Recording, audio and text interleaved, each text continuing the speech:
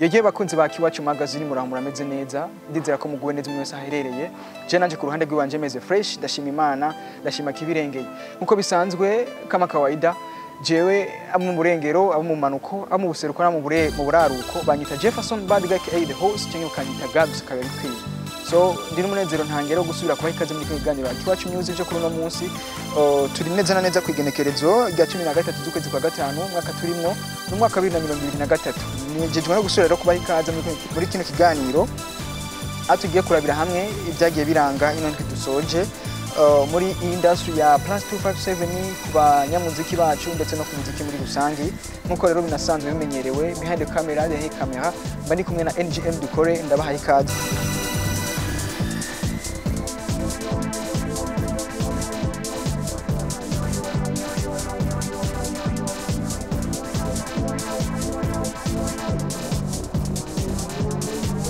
neza na neza rero reka amakuru yacu kuri no munsi tuyahere ku giteramo cabaye muri zone ya Kamenge ni muri zone ya Kamenge ahazwi nko kuri Gare du Nord ku mutwenzi bar aho bona neza na neza ko hariko harabera igiteramo cari cahuje abaririmbyi batandukanye ndavuga nka We Love Music DJ Fernando hamwe na Gusto Melanin n'umuririmbyi asanzwe ava mu gihugu ca Tanzania naho sundi wa muziki izina rya TID hari umukomedian asanzwe atabyorosha hari Mutima lo comedian hari na Gasore ndetse na band ya Ingo Live Band basanzwe bavugitse nyine kuri ku mutwenzi bar ubona ko bariko baratanga vibes zimeze neza cyane gose hari rero neza na neza kwigenekezo rya gatandatu dukwezi kwa gatanu umwaka turimwo wa 2023 ubona ko kwinjira byari 10,000 ahasanzwe 20,000 muri VIP ndetse n'ibihumbi 30 muri VIP ubona ko wari umunezero udasanzwe ahari hitabiriwe n'abantu batandukanye gose ndavuga yaba banditsi n'abamenyesha makuru ndetse n'abakunzi b'umuziki w'u Burundi muri rusangi ubona ko byari bimeze neza cyane gose amakuru yacu yo kuri no munsi ireka tuyakomereze neza na neza kuri Wema Entertainment isanzwe iserukirwa imbere y'amategeko numwe mu rwaruka rw'u Burundi usanzwe rufite icyo biri kuruko rurakora gose kugira ngo umuziki w'u Burundi ushobore gutera imbere ubona wose uwundi bamwita Landry Promoter ni Wema rero Entertainment yasinyishije abaririmbyi bagera kuri babiri igiye kuzofata umugongo mu bikorwa byabo by'umuziki bya minsi yose aho ndavuga nk'umuririmbyi Rinoji hamwe n'uwundi muririmbyi asanzwe azwi ku izina rya Kid Ngabirano ku batamuzi ni umusore abikora neza cyane gose aririmba neza cyane akanandika neza turamuzi mu indirimbo yise Nkunda indirimbo imeze neza cyane gose aba basore rero babiri Rinoji hamwe na Kid Ngabirano baratsinyishijwe amasezerano yo kugira ngo bazoshobore guhora bafashwa ibikorwa byabo by'umuziki bya minsi yose na Wema Entertainment isanzwe irongowe na Landry Promoter reka ngaruke ku makuru ariko aravuga kuri Double J ni mugisha Jean Junior Double J ubona ko amazi iminsi mu gacerere ntangere nyuma yo gukora indirimbo yise Kirungo ikana kugwa ku rugo rwa YouTube yasohoye rwandiko aho abona ko ariko arasaba ikigongwe abafana biyo muri rusangi basanzwe bakunda umuziki wiwe ndetse n'abakunzi b'umuziki w'u Burundi muri rusangi avuga ati icatumye mba mu gacerere nkaka muri no minsi nanje ntiyari jewe yamara yari mu butungane ku muntu yari yamyitwariye gushaka kuno munota ntiyashoboye kumuvuga uwari we gusa avuga yuko ari umuntu bafite aho bahuriye na entertainment bafite aho bahuriye n'akazi kibasanzwe akora ari nako kimiziki rero ni Double J avuga ati icari cyamfatiriye cari ico anayisigura no ku mpamvu Kirungo yashoboye kubivanwa ku rubuga rwiwe anayisigura ko byinshi ubona rero ko urwandiko yasohoye mu ntumbero kugira ngo abasabe ikigongwe anababwira yuko vuba cyane ariko arategura ibikorwa bidasanzwe agiye kubashikiriza reka neza na neza nsimbire hariya mu Kanyosha ni umusore azwi ku izina rya Fabilove ubona ko imbere y'abanditsi n'abamenyesha makuru batandukanye yashoboye kuba yerekana studio yiwe nshasha yasohoye studio yiwe nshasha igiye kuzohora ikora imiziki ku baririmbyi batandukanye ni studio yise Keshan Boy Record ubona ko abaririmbyi batandukanye bazohora bagenda maze bakarikodinga hama ibintu bikagenda neza hari rero neza na neza kwigenekerezo rya munani ukwezi kwa gatanu mwaka turimwa 2023 hari ku munsi wa mbere niho yashobora kwerekana mbere akoresha ikiganiro abanditsi n'abamenyesha makuru yerekana ku mugaragaro bwa mbere studio yiwe nshasha iri hariya muri zone ya Kanyosha nyene ibikorwa vyiwe bizohora bikoregwamwo ndetse n'ibikorwa by'abandi baririmbyi muri rusange reka nsimbire neza na neza ku muririmbyi Emery San tuzi ko aheruka mu rugendo rw'akazi hariya muri Kenya mu gihugu ca Kenya aho yaragiye gukora indirimbo n'umuririmbyi asanzwe hariya nyene muri Kenya umuririmbyi azwi ku izina rya Vaino ubona ko iyi ndirimbo rero itarasohoka indirimbo ntabwo irasohoka mugabo Emery San avuga yuko neza na neza vuba cyane ishobora gusohoka ni audio iri kumwe n'amasanamu yayo ariko hagati aho Emery San aherutse gusohora indirimbo yabanje gusohora indirimbo yise Bayuda nayo yari yavuze ko ariko arayikora ubona ko ari indirimbo yasohokanye n'amasanamu asa neza iri hariya ku rubuga rwa YouTube rwa Emery San nyene ni Bayuda rero imaze kuba ija ku mugaragaro aho benshi bagiye bavuga bati yamara uyu muririmbyi Emery San uko biri kose arafise ikintu ashobora kuba arusha benshi mu baririmbyi mu bijanye no kwandika indirimbo ndetse no mu buhinga bwo kuyiririmba reka amakuru yacu tuyakurikize hariya muri Gera Plaza ni muri Gera Plaza ubona ko habereye igiteramo novuga cari igiteramo yari soirée imeze neza cyane gose zari vibe zidasanzwe hari neza na neza kwigenekezo rya 11 kwezi kwa gatanu mwaka wa 2023 aho ubona ko wari umunsi wo guhimbaza imyaka yari igera kuri 42 umuririmbyi w'igihangange mu mudiho wa reggae yitavye Imana nawe sundi ni Bob Marley ubona ko kuri uwo munsi rero mu kuwihimbaza hariya muri Gera Plaza abaririmbyi nka Vishu Love hamwe na Peace and Love band yose muri rusangi bari neza njya kuri Gera Plaza muri zone ya Kamenge abona ko bariko baratanga vibes zikomeye cyane gose hamwe n'umu DJ sinza tavyorosha ngaha mu Burundi kuva hariya muri Runtown DJs nawe subundi bamita DJ Phil Bite abona ko ariko aravanga imiziki yari rero soirée bari bise Fiesta Night ubona ko bariko bararonka vibes zitandukanye cyane gose amakuru yacu tuyakurikiza kuri Linoji umva kuri ubona ko yaramaze iminsi ariko arakora indirimbo remix ya Legend ubona ko ari Legend benshi bagiye bakunda bavuga bati kabisa respect kuri no ndirimbo benshi barayikunze barayadinya baravuga bati indirimbo imeze cyane gose yamara yaravugishije abantu benshi batandukanye cyane gose mu bakunze umuziki bundi baragiye baravuga bati yamara indirimbo ibaye ifise hit nkuko ubonye si byiza yuko ucikorera remix ubwo nyine ako kanya yamara Linoji yavuze ati izo ni commentaire zanyu jewe nanje mfise ukundi kuntu mbona ibikorwa byanje ndabigenza n'uyu muhungu rero Linoji ari kumwe n'abandi baririmbyi batandukanye ndavuga nka Dramati ndavuga El Pro hamwe na B-Face on the Floor na DJ Phil Bite maze bagiye hamwe bakora remix barayisubiramwe indirimbo Legend maze barayikora barayisohora iyi ndirimbo rero ikaba yasohotse neza na neza ku munsi w'igenekerezo gicenda z'ukwezi kwa gatanu mwaka turimo 2023 ubona ko rero benshi bagiye bavuga bati iyi ndirimbo remix uko biri kose yafise akantu itandukaniye ko cyane muri quality y'ukuntu iririmbwe dafite ukuntu itandukanye na Legend original wese wayakiriye gute mukunzi wa Akiwacu magazine eske Legend y'ubwa mbere na Legend remix wavyakiriye gute ni ibuhe butandukana ubona bwa burimo muri comment maze ushobore kutubwira ibintu bigende neza reka amakuru yacu neza na neza tuyakurikize ku muririmbyikazi azwi ku izina rya Estanish ubona ko bari bateguye igiteramo mu cyaciswe Finest Friday neza na neza cari kirori ubona ko cyatunganijwe na Miki Club hariya kuri Miki Club Avenue du Large ubona ko bariko bararyohera benshi batandukanye cyane gose ubona ko aba DJs batandukanye bo muri Runtown DJs niho bari bibereye bariko baratanga vibes ubona ko ari umunezero udasanzwe rero ariko igenekezo rya 12 rero Estanish hamwe na aba DJ basanzwe batandukanye bagize Runtown DJs bariko baratanga vibes zitandukanye hariya kuri Miki Avenue du Large hagati aho ndakubitsa yuko umuririmbyikazi Estanish aherutse gukora indirimbo imeze neza cyane gose yanditse neza indirimbo yise Murekarengane ushobora nayo nyene kugenda muri YouTube yamaze ukayiryohererwa ukayifeelinga ibintu bikagenda neza cyane gose reka amakuru yacu tuyakomereze kuri Berry Music tuzi mu ndirimbo zitandukanye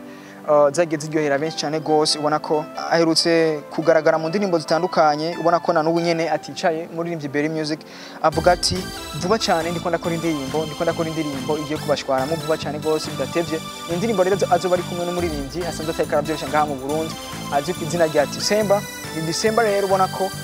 nabo nyine ariko arafatisha cyane ngaha mu Burundi rero Berry Music akubwira ati turi kumwe na December dushobora gukora ikintu cyiza maze kikabaryohera mukagifeelinga so get ready and take position mukunzi wa Akiwacu magazine. Turakurikiza amakuru yacu ku baririmbyi basanzwe batavyorosha ngaha mu Burundi muri gospel mu ndirimbo nzi hayagiza zikanatazira umukama.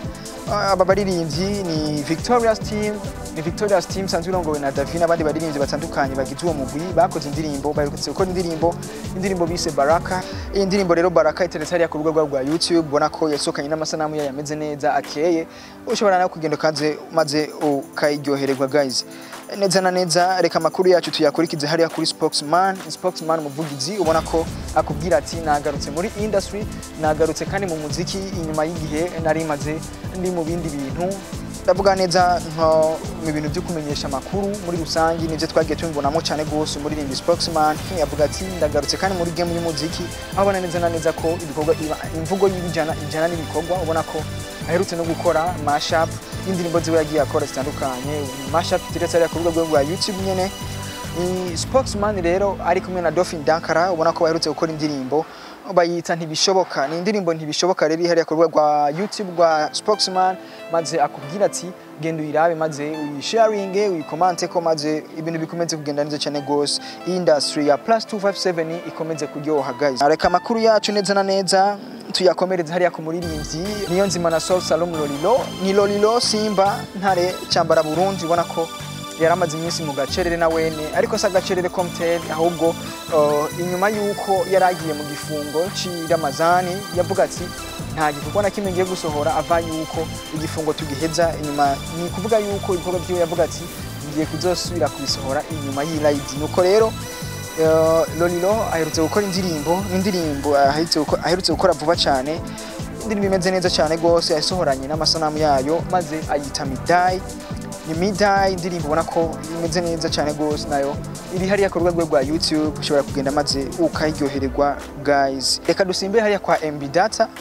MB Data ubona ko aherutse gusohora indirimbo maze ayita Iswingi nayo imeze neza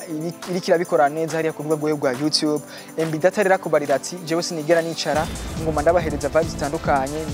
ni hit after hit umuziki after muziki. Rero MB Data ari kumwe n'ibindi muririmbyi atarashobora kuvuga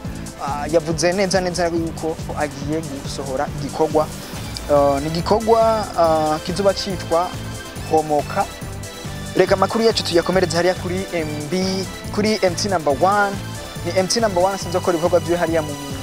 gihugu cya leta zunze ubumwe za Amerika ubona ko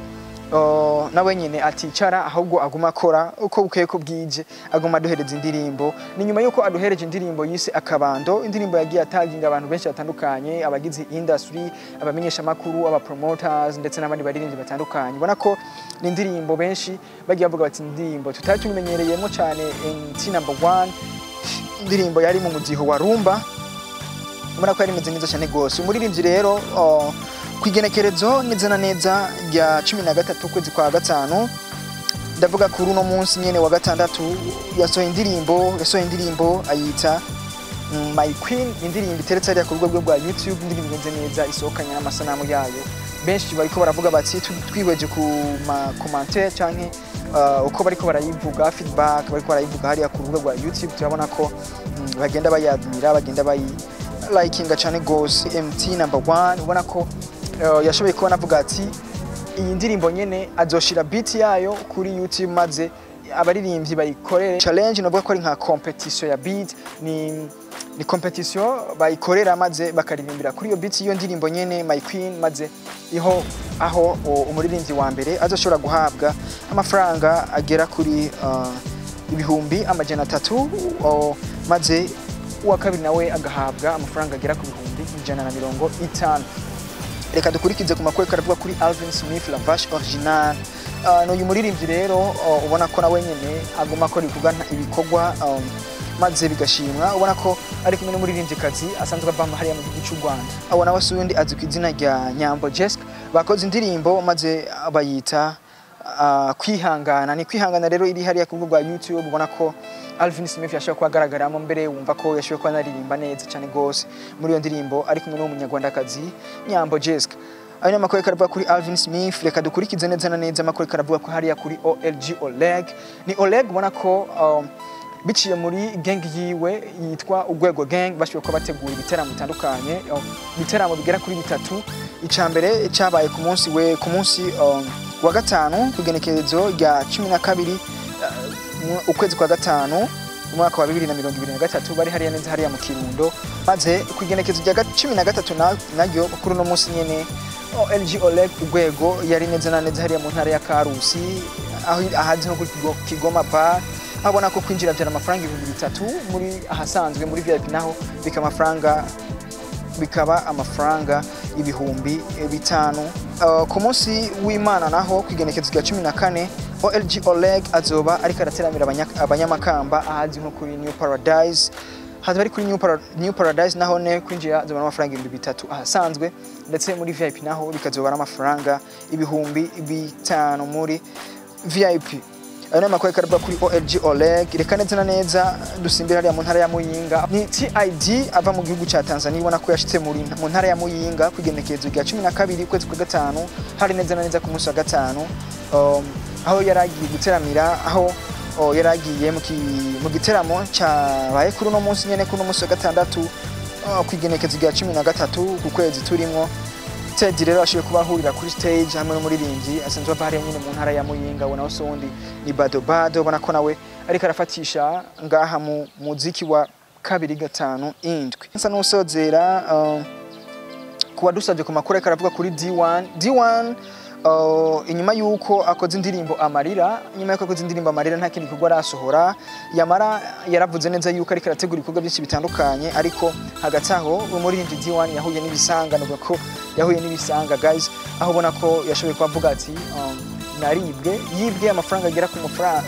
ku miliyoni y'ibihumbi 500 ndetse yibwa n'urupapuro rw'inzira rw'iwe passport ndetse n'utundi dupapuro dutandukanye tw'akazi aho yari atondeye igitoro bari batondeye igitoro n'abandi bari kumwe maze yashoboye kumenya ingene agasakoshi karimo ibyo bintu byose kashoboye kuba kagenda ari nayo makuru karaba kuri D1 ndakwibutsa neza yuko yavuze ati nubwo biri uko ibikorwa byo bizobandanya so ko biri kose D1 vuba arashobora kuzoduha ikintu kimeze neza cyane gose so ari niyo makuru yanashoboye kugutegurira yagiye aranga ino ndwi turangije ndagushimire washoboye kubana nanje muri kino kiganiro Akiwacu Music kama kawaida mwari kumwe nanje jibanyita Jefferson Badiga aka the host cyangwa bakanyita Gabse karikwiye tuzoje tubonane ku munsi nk'uyu ku munsi wa gatandatu hagataho ndakwibutsa gukurikirana ibiganiro byacu bitandukanye bica kuri Akiwacu Magazine usibye kuri Facebook page uradusanga kuri YouTube, Twitter, Instagram ndetse na WhatsApp hose twitwa Akiwacu Magazine ndetse no kuri www.akiwacu.info niho tuba twibereye maze ibintu bigakomeza kugenda neza ukadukurikirana ciao mugira mwubahwe ndabakunda cyane bless up.